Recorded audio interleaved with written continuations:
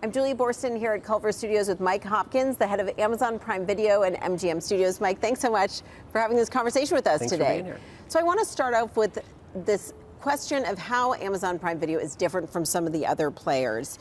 How much of your agenda is getting people just to stay subscribed to Amazon Prime as opposed to coming for the destination of your content or the other entertainment assets they can acquire in your platform? Well, it's really both. You know, we really want to drive Prime membership. We want to retain customers and be a reason why people want to subscribe to Prime and retain and become and continue to be that, to have that subscription. But in addition to that, on top of Prime, we're building this new media company where we have rent and buy movies, we have other streaming services, we have a big advertising business. And so it all kind of plays together and creates one flywheel for the company. So given that you're predicated on this idea of building value for Amazon Prime, and you're also building a separate entertainment business, why does it make sense to invest so much money in theatrical releases of movies? And you're increasing this. We've seen the box office struggle since the pandemic to get back to pre-pandemic levels, but instead of pulling back, you're doubling down. Yeah. Well, we see a big opportunity for the theatrical business in itself. You know, the selection of movies has decreased over the last few years. We're actually adding back to that some of that selection for moviegoers. But from a business perspective, we like the idea of big IP, putting them through the theatrical windows. We actually can have a big market share of rent and buy movies, as I just said, and then it shows up on Prime as a pay-one movie. And so we like having that windowing opportunity and then having control over the selection for our customers where we can invest in movies for them. So it gives you better access to sort of top-of-the-line films and also gives you an opportunity to market them to audiences and then get people to know that they could go buy it or watch it for free on Amazon Prime. Exactly. So explain to us how this all fits into your strategy around sports, though, because on one hand, you're doing theatrical releases. On the other hand, you're doubling down on sports. You have these key Thursday night NFL games. You have NASCAR races starting later this month. You also have the NBA in a new deal. What has driven your interest in continuing to make it big investments in sports? Sure. Well, it goes back to Prime. So, you know, when having must-see television, must-see sports will drive Prime subscriptions. It'll also retain members over long periods of time and give us an opportunity to invest in additional programming to retain them as customers and then introduce them to our shopping business where they don't know it. You know, around the world, Prime Video is sort of the first entry point for Amazon in many of these countries. And so our job there in Brazil, Mexico, India, and some other locales is to actually drive members to Prime and then introduce them to shopping in a way that may seem foreign here in the US, where we started many years ago with the shipping business. So you're using Prime Video almost as a marketing tool to get people to subscribe to Prime shipping and then get them to start spending more money on Amazon. But are you decoupling the subscription in order to lure people in with one? Well, it's a multi-benefit subscription, so you get Prime Video, you get your free 2-day shipping, you have an Amazon Music benefit, and an array of other benefits when you subscribe to Prime. Right now, Prime Video and shipping are the two principal benefits of the service, and over time, we'll add more and more selection to that. When I think about how very global Amazon is, there are no other media companies that are as global, with the exception, in terms of distribution of originals, with the exception of maybe Netflix, which also has this global strategy. That raises the question of these tariffs and how they could impact not just shows that you're shooting internationally like Lord of the Rings and releasing here, but also all of your international content.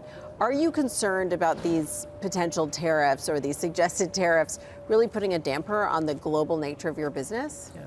Well, you know, Hollywood is, as I said, a net exporter of content around the world. So we have a $15 billion trade surplus.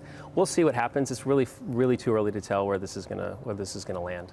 Speaking of Lord of the Rings, there was a lot of talk about how that was such an expensive show, based on obviously very high-profile IP. How do you decide where to make those kinds of big investments? And what is your overall approach to placing these sometimes very big bets on content? Yeah. Well, we're a global service. We have hundreds of millions of viewers around the world.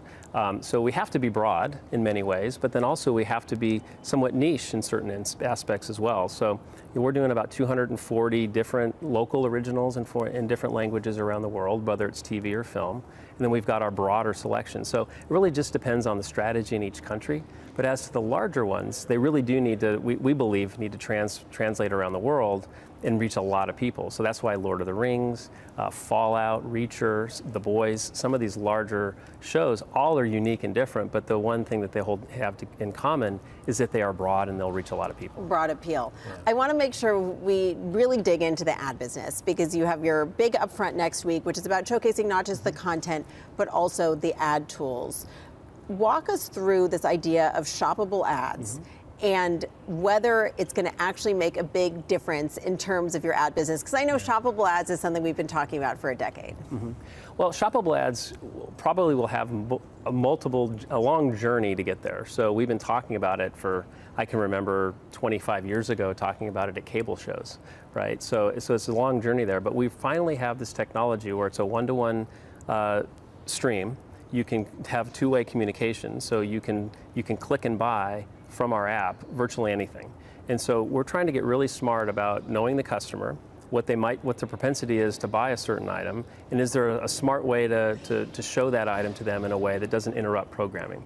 So that's a lot to do, but we're right in the first days of this, and I think it's going to be an exciting thing in the future. Your ad business has ramped so quickly since you launched ads in Prime Video in January of last year. What is the message to advertisers now that you're a year and a half in? Yeah, well, first of all, we have scale. So, we have more people watching video advertising on Prime Video than any of our image competitors. We have a lot of hours to offer these advertisers. But then it's a full funnel approach. So you can buy advertising that runs through Prime Video all the way to Amazon.com, and we can create marketing campaigns that are unique and then targeted to our customers. And how much can you hyper-target ads? Amazon knows so much about me based on all the different types of products I buy on Amazon, the different content I watch. How hyper-targeted to zip code to my purchases can you make the ads that I see on TV? We can do all of those things. I think what we're really trying to do is react to what our advertisers are looking for, and increasingly that's targeting certain demographics, targeting certain propensities to buy items. And so we're developing those products in conjunction with the advertisers, because they have to come along with us on that journey. I think about your role here running the studio here in Los Angeles, but you're also part of the mothership of Amazon up in Seattle, and I know we're awaiting the rollout of Alexa Plus. What is Alexa Plus going to mean for Prime Video, if anything? Sure. Well, I think Alexa Plus is an amazing product. I'm using it at home every day. But from an entertainment perspective, I think having that ability to speak with us directly through Alexa, you can probably jump to a scene. You can say, I remember that scene in this movie. I want to see that, and we can pull it up for you. There's going to be a variety of ways that customers can improve their content discovery.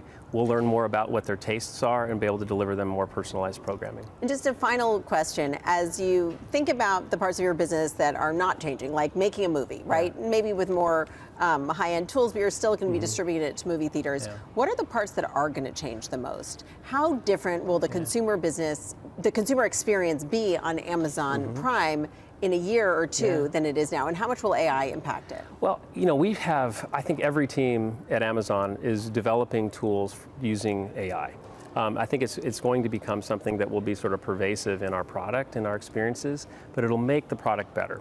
So we'll be able to target programming better to customers. We'll learn more about what their needs and wants are. We'll allow customers to interact more with us using AI in ways that we can only imagine. And so we're developing these things across the board. And I'll just give you one example. We talked about a couple of hundred international shows in foreign language. Well, imagine a world where all of those shows are almost instantly subbed and dubbed in your language, and hopefully even having lip synced with that.